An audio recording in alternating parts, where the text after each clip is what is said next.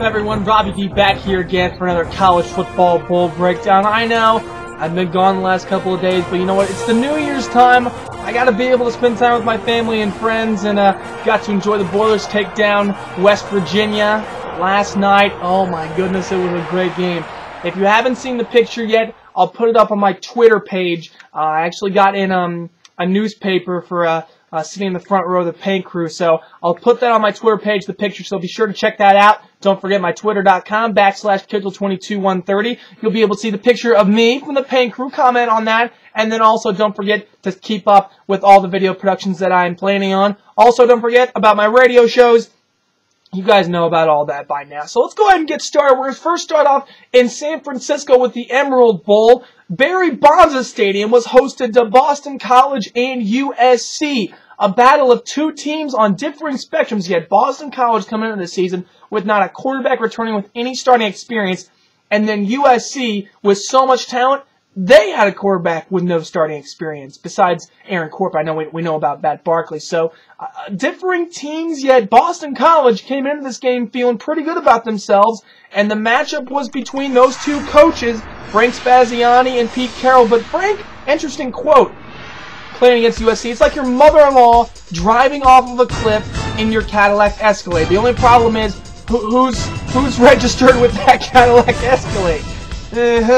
But there's the freshman, Matt Barkley. Remember, no Joe McKnight. He's suspended for this game.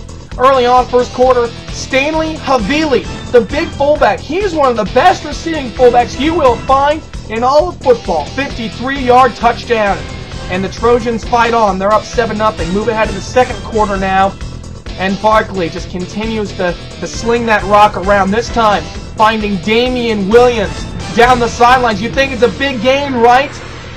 Play would be reviewed. It looks like it's a good catch, but Williams never gets the foot in bounds. And yeah, Pete, distraught, upset, whatever you want to say. He didn't agree with the call, but no problems.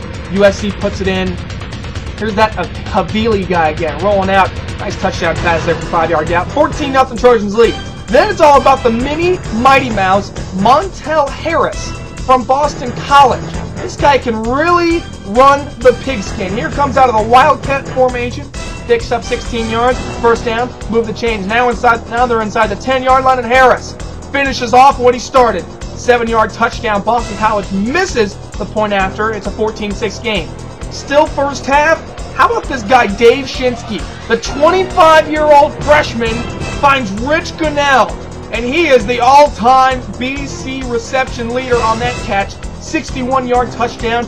Golden Eagles in it. 17-13 USC up in the fourth. Shinsky. Well, this was one of his poor plays on the night. Picked off by Sharice Wright, and USC would take advantage. Here's that Damian Williams kid again. NFL scouts really liking what he's bringing to the table. And this catch, ridiculous. Down to the 1-yard line for 48 yards. Look at it again. Triple coverage. Give it to Matt Barkley for the throw, but Damian Williams, even better catch. And they would finish it off. Barkley sneaking in for the touchdown. SC up 24-13 at that point, and they run away with it 24-13 against those Boston College Eagles. And look at this again. Most bowl wins of all time. USC surging ahead of the Bama Rammers from Tuscaloosa by 1. Don't forget, Bama still has the national championship to play. But Pete Carroll, 7-2 all time in bowl games at USC. Quite a mark, and those 7 wins, they all came in BCS games. Pretty shocking. Now we move ahead to the Gaylord Hotels Music City Bowl, one of the best names in bowl week. Kentucky Clemson, Morgan Newton, the pride of Carmel, Indiana, finding Chris Matthews on a fantastic catch in the back of the end zone. Look at that. Gets the 1 foot in bounds for the score. Wildcats, CATS, Cats are up 7-0. Now the TIGERS Tigers with Kyle Parker, the redshirt freshman, finding the speedster, Jacoby Ford. 34-yard touchdown. Clemson ties it up at 7. Now they're down 10-7 here. And the big man, Jamie Harper, the power to CJ Spiller's speed into the end zone. And Clemson first lead the game up 14-10. We move ahead to the fourth quarter now, and there's that CJ Spiller kid. One of the most electrifying players in college football. Gets to the paint for an 8-yard score.